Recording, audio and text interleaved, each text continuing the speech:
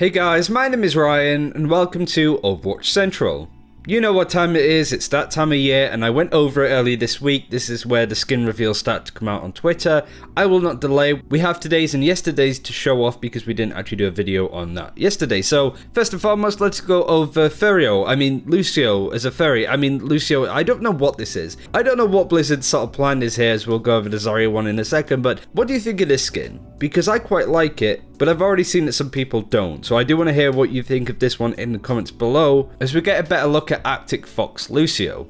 And then of course yesterday, if you haven't seen it, is Snowboarder Zarya, which again is a really weird animal feel. I think Zary even has a tail here too, so I'm not really sure what the theme of this Christmas event is going to be, but it's certainly wrapping up to be some pretty cool stuff. To be fair, as we've gone over, we have like the Rat King Junkrat skin, which we spoke about in the previous video, so kind of fits in with the whole animal season thing that they've got going on. Is it related to the Nutcracker by any chance? I'm not too sure, but do let us know what you think of both of these skins in the comments below. I don't really want to make a long video going over all of the news, because A, there isn't an awful lot of news at the moment, and B, I just kind of want to keep this video nice and short, succinct, to the point. So I do want to go over an amazing little rant that Custa, who plays for the LA Valiant, had about certain DPS players in ranked.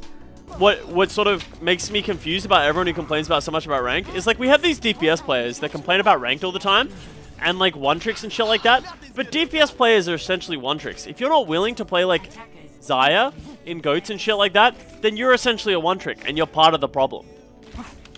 And like, especially if you're gonna, if these three guys are gonna play DPS and they're not willing to switch off of DPS because they want to play not willing to switch off DPS, and then they play 3 DPS. I would rather play off tank when I want to play DPS if it meant that I didn't have to play 3 DPS, because I'm gonna get very salty after losing with 3 DPS, but I'm not gonna be that salty if I win playing D.Va or like lose playing D.Va. At least you like tried.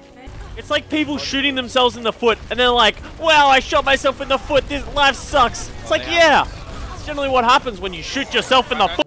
It cuts off right at the end of the Twitch clip, which makes it even funnier, but it's really funny how Australian Custa gets when he gets into his rant too, so another reason why I felt it was worth sharing. To give context, he was talking about those players that refuse to switch off DPS, you know, the ones that insta-lock Ashe, Widowmaker, and then like Genji, and then the rest of the team tries to fill up, either having one tank or one support, and they offer zero help in trying to balance out the team. Not even necessarily for GOATS comp or any form of like multi-tank, multi-support lineup, but just in a normal 2-2-2 lineup too. So I want to know what you think of this too. I think he makes a really good point. And I'm certainly a player on the side of I will play whatever is necessary to win. Granted, there are some heroes that I think if I had to play I wouldn't be very good on. For example, if I was forced to play Zarya in a GOATS comp, I'd be a little bit on the, can I play something else in this, for example? But I think he does raise a really good point of people being stubborn, and it becomes a balance of trying to play to win and also trying to play to have fun. Like if you're trying to win but playing heroes you don't enjoy,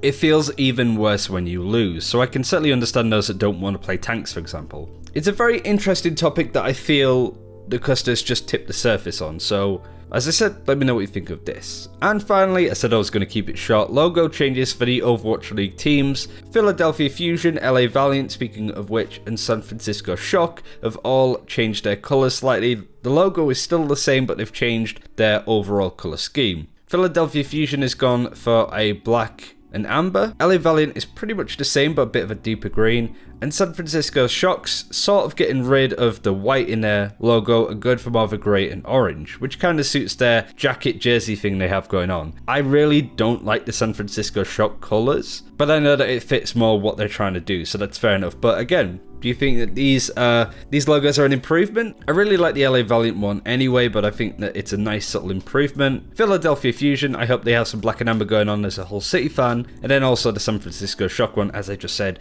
isn't all that great in my opinion. But they're just a couple of things I wanted to go over. The 2 new skins, Custa having a good old rant and actually making some really good points about some really annoying DPS players that to me are worse than Brigitte mains, personally. But as I said, I want to hear all of your opinions on the new skin, what Custa said, and also these new logos. I'm going to go. Enjoy the rest of your evening.